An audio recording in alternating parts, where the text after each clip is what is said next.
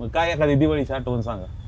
माझ्या दिवाळीच्या लई आठवणीत खरं तर लहानपणाच्या वेगळ्या आठवणीत. आणि मी परवा पण ती आठवण सांगितली काय जेव्हा जरा परिस्थिती आमची नीट नव्हती, दिवाळीला गावात माळा लागायचा ना, तर माझे मित्र आणि आम्ही दोघं तिघं माळा मोजत जायचो आणि त्या माळीचं भाडं आणि ते गुणुली करायचो.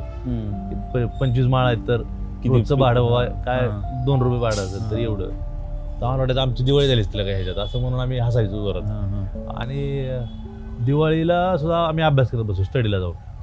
आणि त्यावेळेस ते म्हणतो ना की जरा परिस्थिती नीट नव्हती पण तरी पण त्याची मजा यायची, म्हणजे दुःख वाटायचं नाही. ते आताही वाटत नाही, आता ते आपण त्या समकालातच नाहीये. पण दिवाळीच्या खूप आठवण्यात निकाल टपलं. मला वाटलं कुठल्या तरी इंटरव्ह्यूला सांगितलं की आम्ही फटाके उडवायचो ना तर कोणाच्या घरासमोर किती कचरा आहे त्याच्यावरून त्याची इज्जत ठरायची. बरोबर. मग कधी कधी आम्ही दुसऱ्याच्या घरासमोरचा कचरा उचलून स्वतःच्या घरासमोर आणून टाकायचो पहाटे की आपण फटाकडे उडवले असं वाटावं.